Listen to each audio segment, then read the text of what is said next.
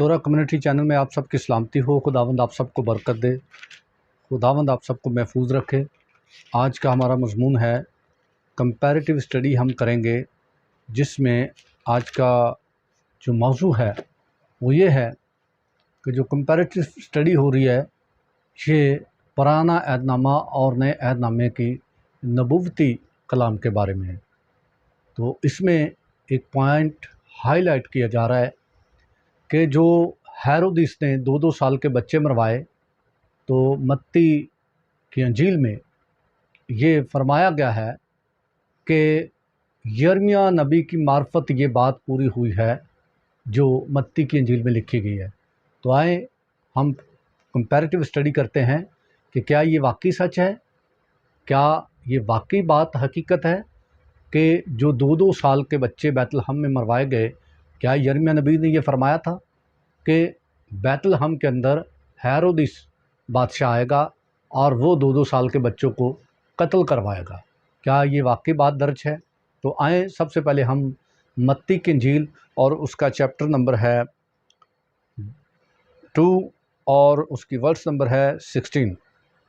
यहाँ से हम मुतालिया करेंगे। सबसे पहले मत्ती की इंजील में से पढ़ेंगे कि क्या ये बात मत्ती की इंजील में जो लिखी है ये पीछे नबी ने इसके बारे में नबूवत की है, नबी ने ये कहा है कि ये वाक़या गुज़रेगा और ये बात वाकई हकीकत है। पढ़ते हैं। जब हेरोदिस ने देखा कि मजूसियों ने मेरे साथ हंसी की तो नहायत गुस्से हुआ और आदमी भेजकर बैतलहम और उसकी सब सरहदों के अंदर के उन सब लड़कों को कत्ल करवा दिया जो 2-2 बरस के या उससे छोटे थे, उस वक़्त के हिसाब से जो उसने मजूसियों से तहकीक की थी। उस वक़्त वो बात पूरी हुई जो यिर्मयाह नबी की मार्फत कही गई थी कि रामा में आवाज़ सुनाई दी, रोना और बड़ा मातम, राखल अपने बच्चों को रो रही है और तसल्ली कबूल नहीं करती इसलिए कि वो नहीं है। सबसे पहले मैं आप सबको मत्ती की इंजील के इसी मतन में से कुछ पॉइंट नोट करूंगा। वो आपने याद रखने हैं कि जब मैं यिर्मयाह नबी की मार्फत जाके पढ़ूंगा तो आपको ये पीछे ये पॉइंट्स याद होने चाहिए कि ये बात वहाँ दर्ज है और किस तरह है, ये आपको याद रहनी चाहिए। कुछ लोग पीछे वाली बात भूल जाते हैं और आगे जो पढ़ी जाती है उसको याद रखते हैं। तो पीछे वाली बात प्लीज़ याद रखें जो बताई जा रही है, तो फिर आपको ये समझ आएगी बात कि बात दरअसल है क्या। क्या नबी की बात कंपेयर हो रही है इस बात से? क्या नबी नबूवत कर रहा है जो ये पूरी हो रही है, जो मत्ती दावा कर रहा है कि यिर्मयाह नबी की मार्फत ये बात कही गई है? तो आए मेरे साथ, ये बात जिसमें हमने पढ़ा इसमें कुछ पॉइंट मैं आपको नोट कराता हूँ। सबसे पहले तो ये जो हेरोदिस बच्चे मरवा रहा है ये बैतलहम के अंदर की हदूद से, इसकी हदूद के अंदर जो बच्चे थे 2-2 साल के, ये उनको मरवाया जा रहा है। ये बात जोग्राफी तौर पर आपने ज़हन में रखनी है कि ये बैतलहम में बच्चे मर रहे हैं। तो जबकि आगे जहाँ यही बात क्लियर हो जाएगी, ये बात इधर ही क्लियर होगी कि नबी कहाँ कह रहा है, नबी कहाँ की बात कर रहा है, नबी किस की बात कर रहा है कि वो मातम कहाँ हो रहा है। तो देखते हैं आगे।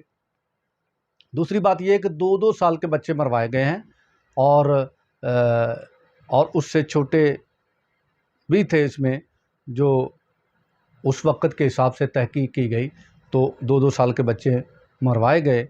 तो आगे लिखा है कि नबी की मार्फत, कौन से नबी की मार्फत? यिर्मयाह नबी की मार्फत। ये यिर्मयाह नबी की मार्फत ये बात पूरी हो रही है। क्या बात पूरी हो रही है? रामा में सुनाई दी। अब ये बात रामा में कही जा रही है। रामा और स्टेट है और बैतलहम और जगह है। अब बैतलहम और रामा में फ़र्क है, ये मैं आपको ये भी उसके मैप में आपको दिखा दूंगा कि ये कहाँ की बात की जा रही है। ठीक है, तो लिखा है कि रामा में सुनाई दी रोना और बड़ा मातम, राखल अपने बच्चों को रो रही है, तसल्ली कबूल नहीं करती इसलिए कि वो नहीं है। ये बात यिर्मयाह नबी की मार्फत जो है ये पूरी हो चुकी اور کہا گیا کہ یہ دعویٰ کیا جا رہا ہے کہ یہ بات یرمیہ نبی نے کہی ہے، نبوت کی ہے کہ 2 سال کے بچے جو ہیں مروائے جائیں گے، اور یہ بات پوری ہو گئی ہے۔ تو آئیں ہم اب چیک کرتے ہیں یرمیہ نبی کی معرفت کی، کیا یرمیہ نبی یہ فرماتا ہے، کیا اس نے یہ نبوت کی ہے کہ 2 سال کے بچے مریں گے؟ تو آئیں میرے ساتھ، چیپٹر نمبر 31 اور اس کی آیات نمبر 15 ہے یرمیہ کی کتاب، اور اس میں ہم دیکھتے ہیں، پڑھتے ہیں اس کی 15 آیات سے۔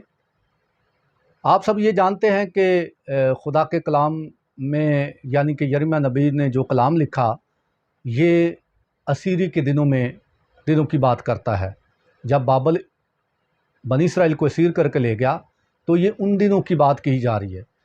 تو یہ ساری جو یرمیہ نبی کی کتاب ہے، یہ اسیری کے واپس آنے کی بات کی جاتی ہے، اسیری میں جانے کی بات کی جاتی ہے، بحالی کی بات کی جاتی ہے۔ تو یہاں پر یہ بتایا جا رہا ہے کہ آپ اس کے یرمیہ نبی کی ساری کتاب کو جب پڑھتے ہیں تو بابل کی اسیری اور واپسی اسی کی بات ہوتی ہے۔ تو خدا سزا دیتا ہے، پھر وہ بحال کرتا ہے، یہ ساری باتیں ہوتی ہیں۔ تو یہاں پر ہم پڑھتے ہیں 15ویں آیت سے، خداوند یوں فرماتا ہے کہ راما میں ایک آواز سنائی دی، نوحا اور زار زار رونا، راخل اپنے بچوں کو رو رہی ہے، اور وہ اپنے بچوں کی بابت تسلی پذیر نہیں ہوتی کیونکہ وہ نہیں ہیں۔ یہاں یہ جتنی بات لکھی ہے، یہ متی کی انجیل میں کوڈ کی گئی، وہاں لکھی ہوئی ہے۔ اب میں نے آپ کو پہلے بتایا کہ یہاں راما لکھا ہے، کہ راما میں آواز سنائی دی گئی، راما میں نوحا اور بڑا ماتم ہے۔ اور کیا ہے؟ کون رو رہا ہے؟ راخل اپنے بچوں کو رو رہی ہے، راخل اپنے بچوں کو رو رہی ہے۔ کیوں رو رہی ہے؟ کیونکہ وہ نہیں ہیں، یہاں نہیں ہیں، مروائے نہیں گئے، مر نہیں گئے۔ یہ 2 سالوں کے بچوں کی بات نہیں ہو رہی، راخل کے بچے نہیں ہیں۔ راخل کے بچے کون ہیں؟ بنی اسرائیل، وہ نہیں ہیں، اس لیے وہ تسلی پذیر نہیں ہو رہی۔ کیوں؟ کیونکہ بابل ان کو اسیر کر کے لے گیا، بابل ان کو اٹھا کر لے گیا، اس لیے وہ تسلی پذیر نہیں ہو رہی، وہ رو رہی ہے۔ تو آگے خداوند کیا فرماتا ہے؟ یرمیہ نبی کی معرفت راخل کو تسلی دیتا ہے۔ خداوند یوں فرماتا ہے کہ اپنی زاری کی آواز کو روک، اور اپنے آنکھوں کے آنسوؤں کو باز رکھ، کیونکہ تیری محنت کے لیے اجر ہے۔ میں پھر اس آیات کو دوبارہ پڑھوں گا کہ خداوند کیا فرماتا ہے، نبی کی معرفت تسلی دیتا ہے۔ کیا تسلی دیتا ہے؟ خداوند یوں فرماتا ہے کہ اپنی زاری کی آواز کو روک، اور اپنی آنکھوں کو آنسوؤں سے باز رکھ، کیونکہ تیری محنت کے لیے اجر ہے۔ خداوند فرماتا ہے وہ دشمن کے ملک سے واپس آئیں گے۔